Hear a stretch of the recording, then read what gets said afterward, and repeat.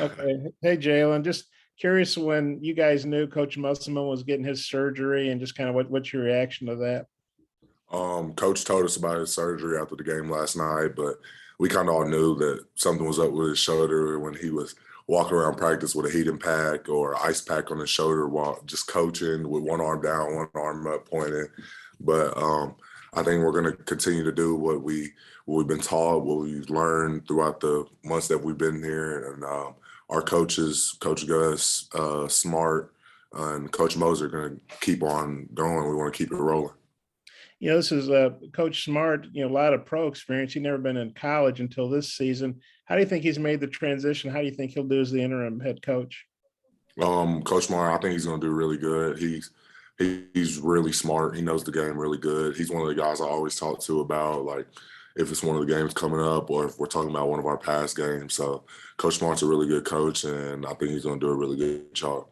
And it was an odd lineup last night. Obviously, you and JD and Adis had started a lot, but just what did you think of the lineup and the way it worked? I liked our lineup. It was a big lineup, energy lineup, guys that are going to play hard. And we started off the game with a lot of energy, and the energy just kept on rolling throughout the rest of the game. Okay, thanks. I might have a couple more. I'll turn it over to Mike, back to Mike. Thanks, Jaylin. Curtis. Jaylin, you guys get a big win last night, and then, like you said, you found out you're going to be without your coach for a little while. Just where's this team at right now with the confidence that you built from that and the momentum, and then also trying to balance losing your coach for a bit? I think we're still just as confident as we were as soon as the game ended. Just knowing that coming off a big win, our energy's at an all-time high right now. We want to keep it rolling. We got a taste of it. We got a little taste of it, and we just want to keep going. We want to keep eating. And then I know that you guys just played last night, but what do you know so far about LSU? Obviously, they're off to a pretty good start this year. They're really good on defense. They always been a hard-playing team. They have various days at their four-man. They have a couple new guys this year. They also have Pinson, the guards, Gaines. But we know they're a really good defensive team that we got to play really disciplined. We have to play really solid basketball. And we know we got to go in there and play with high energy. Scotty.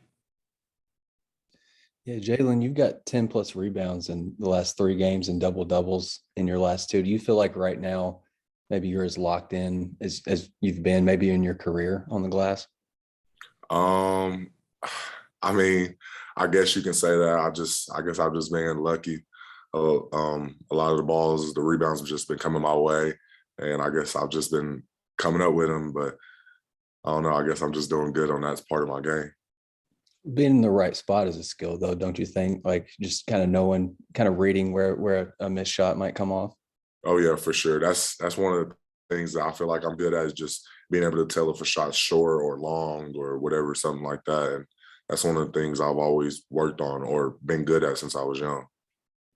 Last thing for me, what about Coach Smart gives you confidence that he'll do well in this interim role, and kind of what's he like to be around on a daily basis, like kind of his demeanor? Just Coach Smart's brains, his knowledge of the game, just being able to read things. Like, I'll go in there and watch film with him, and we'll be thinking the same thing, and I'll say it to him, or he'll say something that I was just thinking. And just knowing that he's such a smart guy, smart coach.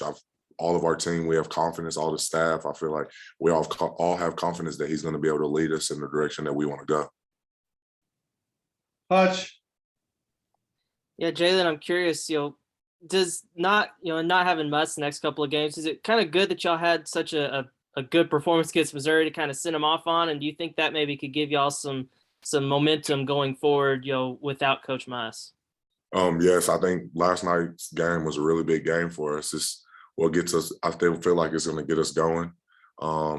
Gave everybody a taste of what it feels like to win in the SEC. And I feel like everybody's going to want to get more, and to send Coach Muss off with that win is just going to make him even more ready for when he comes back. Nate.